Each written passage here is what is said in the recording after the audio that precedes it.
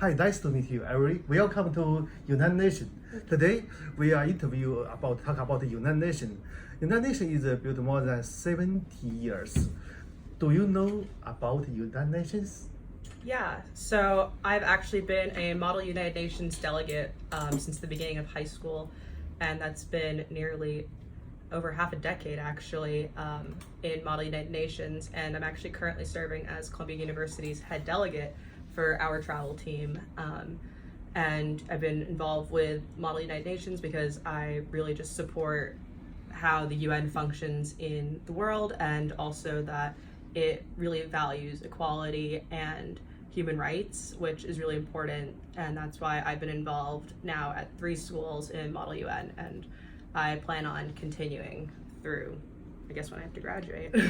Yes. We know from last 3 years, Donald Trump policy is only cares American economic because last century America is world leader, but from this years Donald Trump said, "Oh, we just should to care just America, make America again, great again. This is the first. Don't care another country." How do you think this? Yeah, so I definitely think you're right that he doesn't seem to have a lot of other nations in mind, even ours a lot of the time. I think that Donald Trump really has made it so that America's in an interesting position right now where, especially when I think about my Model UN work, it's like every nation's always coming together in these simulations.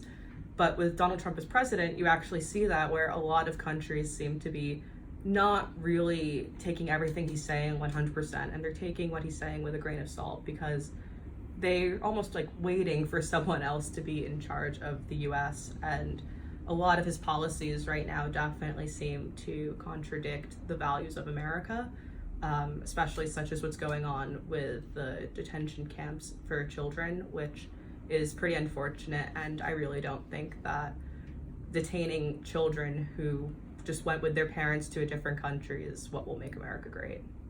Yes, we know in this world have more than 194 countries. This United Nations members is more than 2,000 different nations.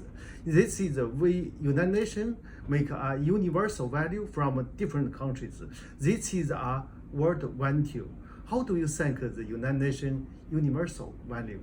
Yeah, so I think that that's really important because especially in a time like this where a nation as influential as the United States is in a position where we're doing things that tend to contradict basic human rights sometimes. And I think that basically to have this value that every nation holds is incredibly important, especially the 194 member states of the UN.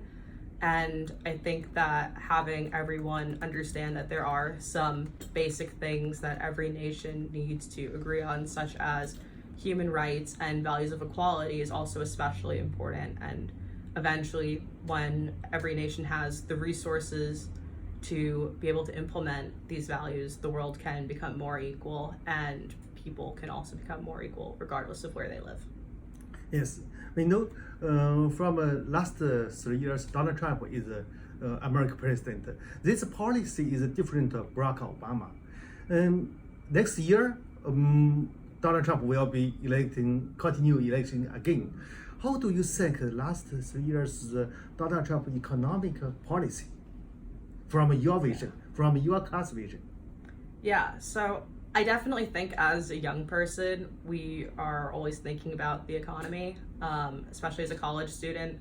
A lot of my friends are always looking for jobs, myself included. It's really hard to be a college student in America, and I don't think that Donald Trump has really helped the economy in a way that I'm seeing people that really need the help. I don't really feel like they're getting it a lot of the time.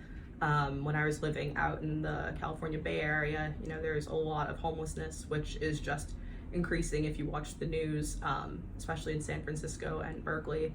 And even in New York, you're seeing very similar issues with homelessness increasing because shelters aren't properly equipped. And, if the economy was so much better where there are more jobs and more inclusive jobs, then we might not be seeing this, which is why I'm really weary of the numbers that he often brings up, because you know, I often hear that, you know, the numbers are getting better, but then again, in the 2 places I've lived over the past few years, I'm seeing more and more people on the streets unable to get a job, without adequate mental health care, and sometimes it's just because they can't afford it, and that's really unfortunate and not what America should be standing for right now.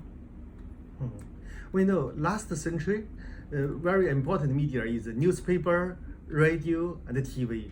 But from 21st century, this is important is social media. I know you work for social media.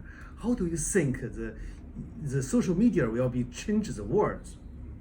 Yeah, I think that, you know, if you look at even how the 2016 presidential election played out, social media was incredibly important.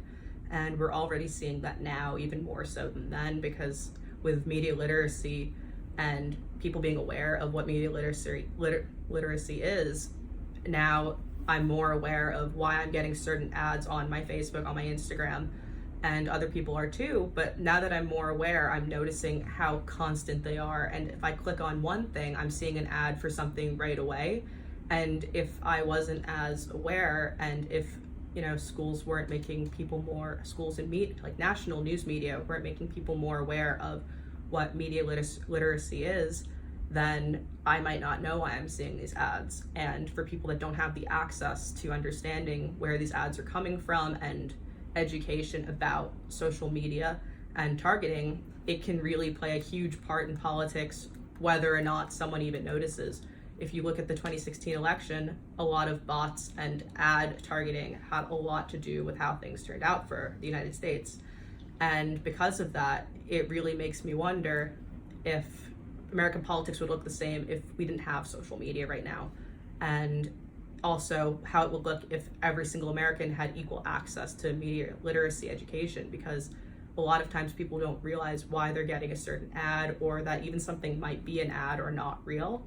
And you're also seeing this in other nations, which is a little frightening, especially because social media was supposed to be something personal, and it's supposed to be a way to express yourself online, and now it's being used to target us, to tell us to buy certain things, to vote for certain people, to not vote for certain people, to support certain causes. And I think it's going to have an incredible influence on the next US election and in other nations as well, where I know it's becoming a greater and greater issue.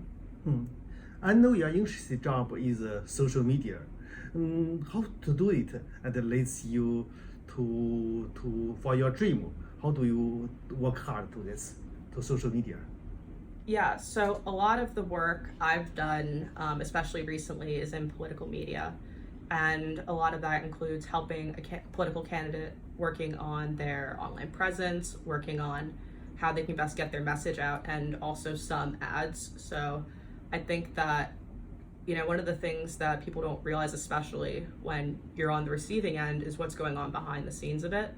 And, you know, I was just working on a congressional campaign for part of the summer, and, you know, just understanding what goes into ad targeting, what goes into making, if you want to say, the perfect post to, you know, kind of target the person's idea in a way that, you know, people might not realize. There's all this work that goes into one post, one social media post, because when you read it, it takes 45 seconds, but when you're working on it, it can take hours to figure out what the correct message is.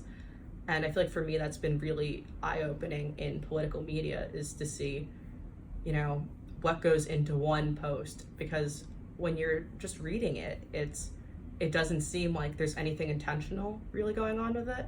But when you're writing it, there is so much, every word is specific, every image is specific, the way you edit an image is specific. And, you know, I think that's what's been really important and interesting with what I've been doing the past few years. Good. Thank you, Avery came. Thank you again to come to United Nations. Yeah. Thank you. Thank you. Okay.